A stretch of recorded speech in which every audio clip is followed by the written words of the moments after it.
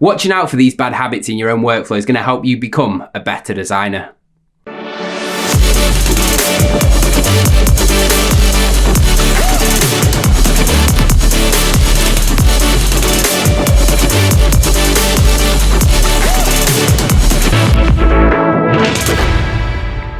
What's up designers, welcome back to Digifrog Designs. If you're new here, I'm Matt Roberts, brand identity designer and illustrator. Today we're talking about bad habits graphic designers have. These are things I've put together from my own experience, things I've seen other designers do, and things that have been mentioned in the community. Before we get started, don't forget to smash that subscribe button. We post new videos every Wednesday helping you become a better designer. Well, I'm posting this on Tuesday because it's Christmas Day tomorrow and I'm spending the day with family, so what can you do? Right, enough dilly-dallying, let's do this. Bad habit number 1, procrastinating. Like most things in life, there is good ways to procrastinate and then there's bad ways to procrastinate. Studies have shown in the right way that can actually help boost creativity. But in the wrong way, you'll miss deadlines, you'll rush everything, and you'll produce substandard work as you haven't been able to explore all of the possibilities. So give yourself enough time to think about a project before you start, ensuring that you have enough time to complete the project on time or even early.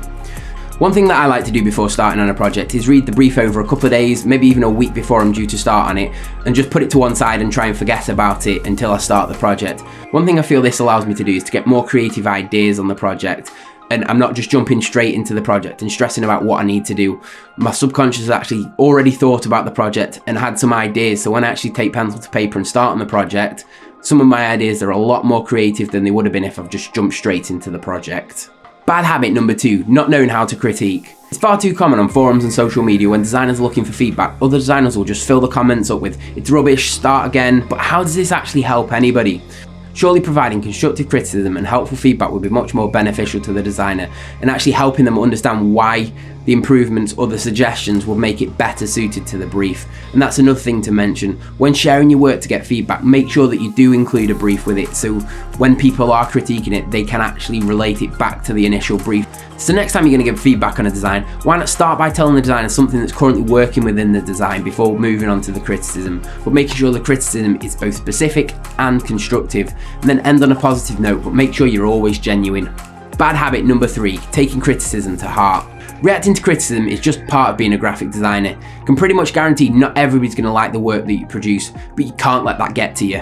A lot of what you're going to do is subjective, but that's no reason to get rude or defensive with a client. Focus more on what they currently think is not working in the design.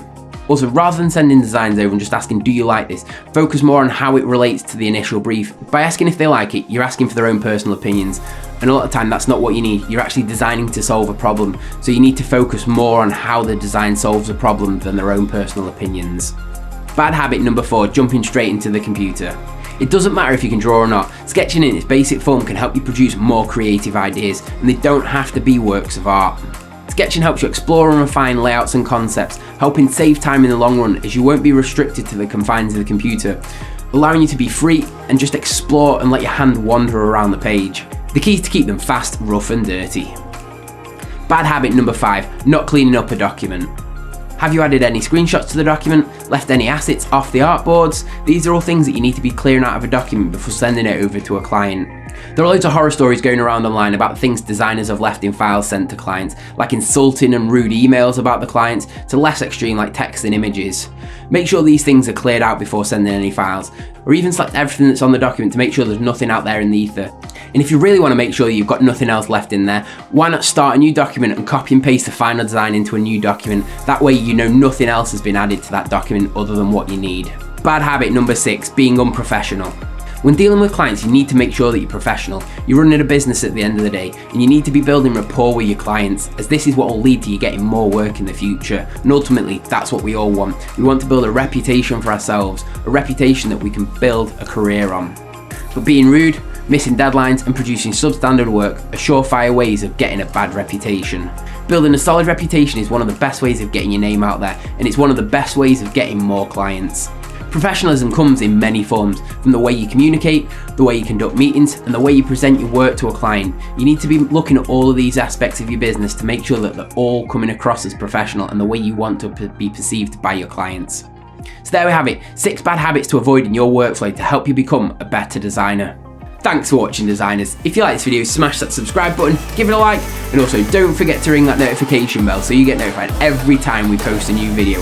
Share this video with your friends on social. It really helps me reach more people, educating them on building better brands and showing them what actually goes into designing them. And shop the merch to support the channel and show you're part of the DFD crew. I'll catch you next week, designers, and Merry Christmas.